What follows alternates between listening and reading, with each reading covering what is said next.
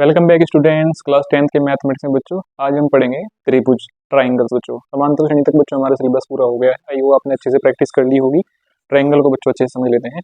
जैसे बच्चों आप जानते ही हैं ट्राइंगल जो है तीन भुजाओं से घिरी हुई कोई भी आकृति होती है और इसकी एक बेसिक सी प्रॉपर्टी है कि उसकी कोई भी एक भुजा कभी भी उसकी अदर जो दो भुजाएं हैं उनके योग से बड़ी नहीं होती, छोटी होती है। यानी उनकी दो भुजाओं का योग तीसरी भुजा से सदैव बड़ा होता है। तो एक बेसिक सी बात है।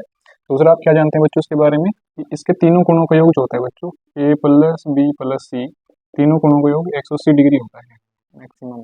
ऑलराइट बच्चों, अब बच्चों हम त्रिभुजों की समरूपता के बारे में थोड़ा सा जान लेते हैं।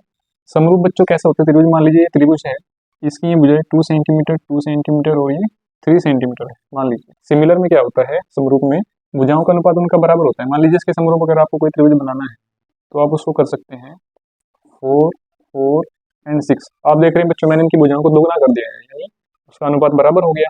और भुजाओं का अनुपात है बराबर तो उसके कोण भी बराबर होंगे। यानी समरूप में आपको ध्यान रखना है कि भुजाओं का अनुपात प्लस अगर कोण बराबर है तो हम उनको क्या बोलते हैं बच्चों? समरूप बोलते हैं। समरूप यानी सिमिलर।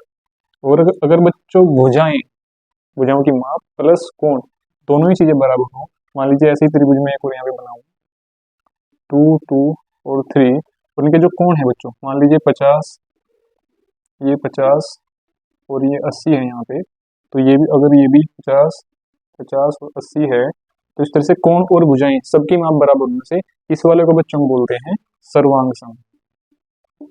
सर्वांग सम बच्चों नाम से पता चल रहे हैं सार यानी सारे अंग समान, इसकी सारी चीजें जो है सारी डायमेंशन समान है, इसलिए सर्वांग सम हो जाता है। छोटा सा डिफरेंस है समरूप में और सर्वांग सम में। समरूप में क्या होता है, आई रिपीट, भुजाओं का अनुपात और कोण बराबर होते हैं, और सर्वांग सम में भुजाओं की माप भी उतनी होगी और कोण भी उतने होंगे। ऑलराइट बच्चों, दूसरी चीज बच्चों क्या होती है, त्रिभुजों के क्षेत्रफल आपने पढ़े हैं बच्चों। अगर आपका समकोण त्रिभुज है, समकोण त्रिभुज या फिर कोई भी त्रिभुज जिसमें एक लंब है, any triangle which has a perpendicular, तो उसका जो क्षेत्रफल होता है बच्चों, क्षेत्रफल क्या होता है, half into base into height. Base यानी आधा इंटू हाइट माने ऊंचाई। इस तरह से बच्चों उसका क्षेत्रफल निकलता है। नॉर्मली त्रिभुजों के लिए आप हेरोन्स फॉर्मूला वगैरह यूज करते हैं। ठीक है बच्चों, हम सवाल देख लेते हैं बाकी इस पे, आप लोग इसको अच्छे से एक बार देख लेंगे।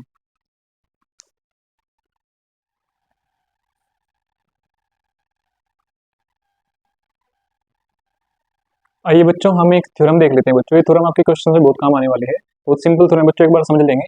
अब एक बार डायग्राम देखिए अच्छे से और इसके थ्रू आप इसको पढ़िए। देखिए किसी त्रिभुज की एक भुजा, किसी त्रिभुज की एक भुजा के समांतर खींची गई रेखा त्रिभुज की अन्य दो भुजाओं को समान अनुपात में विभाजित करती है। ये बच्चों थ्योरम कहना चाहिए। अब एक बार ध्यान से समझिए, किसी त्रिभुज की एक भुजा के समांतर, हमने इस त्रिभुज में बच्चों इस भुजा के समांतर एक अन्य रेखा खींच दी है। यहाँ पे खींची गई रेखा त्रिभुज की अन्य दो भुजाओं, अब ये जो रेखा खींची है ये इन दो अन्य भुजाओं को क्या करती है, समान अनुपात में विभाजित करती है। यानी कहना चाह रहे हैं कि इसके जो दो पार्ट हो रहे हैं, ये वाला और ये वाला, और इस वाले का ये वाला और ये वाला, इनका जो अनुपात होगा वो समान अनुपात में होंगे। तो ये बच्चों हमें सिद्ध करना है। सिद्ध करने में भी क्वेश्चन आया था, तो हम इसको देख लेते हैं बच्चों। इसका सोल्यूशन क्या होगा, प्रूफ, प्रूफ या फिर आप लिख सकते हैं उपपत्ति, क्योंकि डेरिवेशन हम इसका कर रहे हैं बच्चों यहाँ पे। तो इसमें क्या करना है बच्चों, हमें दिया है, इसने पहले दिया है रेखा या भुजा, भुजा BC के समांतर एक रेखा DE। बच्चों कौन सी रेखा खींच रहे हैं हम, DE, DE भुजाओं, भुजाओं AB, AB व AC को क्रमशः यानी रेस्पेक्टिवली बिंदुओं, इन बिंदुओं पे प्रतिच्छेद करिए बच्चों, T और E पे ही, D तथा E पर प्रतिच्छेद करती है, करती है। तब बच्चों इस कंडीशन में हमें सिद्ध क्या करना है, हमें सिद्ध करना है कि AD upon DB, AD upon DB equal होना चाहिए AE अपॉन AC। इसी से पता चलता है कि वो बराबर अनुपातों में विभाजित है। तो क्या सिद्ध करना है बच्चों, वो भी लिखेंगे हम यहाँ पे।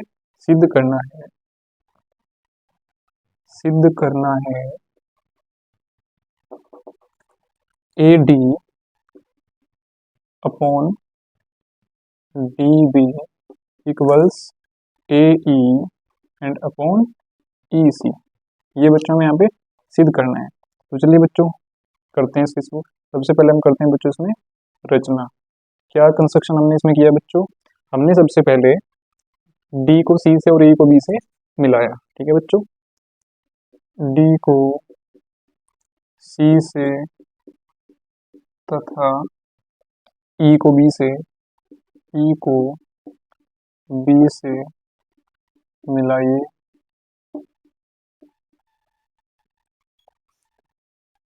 तथा बच्चों एक हमने परपेंडिकुलर भी खींचना है, उसकी हमें जरूरत पड़ेगी। हमने यहाँ पे ई एफ मान लीजिए खींच लिया, ई एफ तथा E F perpendicular on A B, A B खींचिए। ये हमने यहाँ पे एक परपेंडिकुलर ले लिया है। अब बच्चों हम क्या निकालेंगे, चलिए देखते हैं। तो यहाँ बच्चों हमने जो डी को सी से मिलाकर और ई को बी से मिलाकर जो नए त्रिभुज बनाए हैं, वो बच्चों बनाने का मोटिव यही है कि वो एक ही आधार में बने हैं और दो समांतर रेखाओं के बीच में बने हैं। तो ये दोनों त्रिभुज जो है बच्चों बराबर होगी, यानी इनका क्षेत्रफल बराबर होगा। तो बच्चों वही कंडीशन हम यहाँ पे लिख लेते हैं। पहले लिख लेते हैं त्रिभुज बी डी ई तथा त्रिभुज सी डी ई एक ही आधार पर तथा दो समांतर रेखाओं के बीच बने हैं, अतः इनका क्षेत्रफल समान होगा। तो लिख लेंगे बच्चों इस कंडीशन को, देयरफॉर क्षेत्रफल ऑफ त्रिभुज बी डी ई बराबर होगा क्षेत्रफल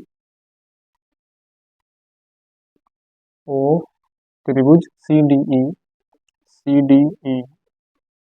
इस कंडीशन को बच्चों हम इक्वेशन 1 मान लेंगे। और दूसरी कंडीशन क्या बच्चों हमारे पास रहेगी, यहाँ से बच्चों हमने जो लंब डाल के ई एफ एक नया त्रिभुज बनाया है बच्चों, जिसमें एक लंब है और ये समकोण पर है। यहाँ पे लंब है तो 90 डिग्री पे होंगे ऑब्वियसली। तो ये जो त्रिभुज हमारा बन रहा है ए डी ई, ये नया त्रिभुज बच्चों, इसके लिए हम कैलकुलेट करेंगे बच्चों। यहाँ पे क्या हो जाएगा, तथा त्रिभुज ए डी ई का क्षेत्रफल, ये लिख सकते हैं क्षेत्रफल ऑफ त्रिभुज ए डी ई अपॉन क्षेत्रफल ऑफ डी बी ई, क्षेत्रफल ऑफ त्रिभुज बी डी ई।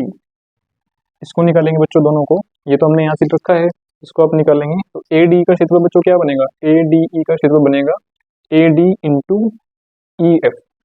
वही बच्चों जो हमने बोला था हाफ गुना बेस इंटू हाइट, क्या होता है बच्चों, half into A D into E F हो जाएगा।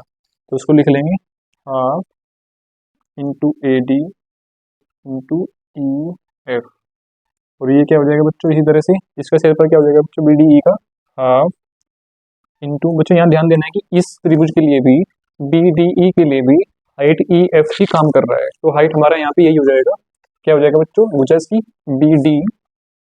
बी डी इंटू हाइट हमारे पास इसकी भी क्या है, ई एफ है बच्चों। ठीक है बच्चों, अब ये एक दूसरे से कटेगा यहाँ पे, हाफ से हाफ और E F C F cancel हो रहा है। तो हमारे पास बन के आ रहा है A D upon B D, A D upon B D. इसको बच्चों इक्वेशन 2 मान ले रहे हैं हम लोग। ठीक है बच्चों, अब दूसरा बच्चों में क्या करना है, एक कंडीशन और बच्चों में यहाँ पे बनानी है। मैंने बच्चों एक नया लंब ये जो खींचा था, इसको भी यहाँ पे नोट कर दिया है, जी डी भी लंब खींचा हमने ए सी पे, तो इसकी हमें जरूरत पड़ रही है यहाँ पे। तो ये बच्चों क्या हो जाएगा, हम लिख लेते हैं वहां से, तथा क्षेत्रफल ऑफ त्रिभुज ए डी ई अपॉन, अब इस वालों को लेंगे बच्चों त्रिभुज सी डी ई, क्षेत्रफल ऑफ त्रिभुज सी डी ई। इनको बच्चों नए वाले लंब से निकालेंगे हम लोग। तो ए डी ई का क्षेत्रफल क्या हो जाएगा, ए डी ई का क्षेत्रफल half into G D into A T, half into G D into A E, A E, alright बच्चों। और सी डी ई का क्षेत्रफल क्या हो जाएगा बच्चों, हाफ इंटू, अब हाइट इसके लिए भी जी डी है तो half into G D into E C, half into G D into E C, ठीक है बच्चों।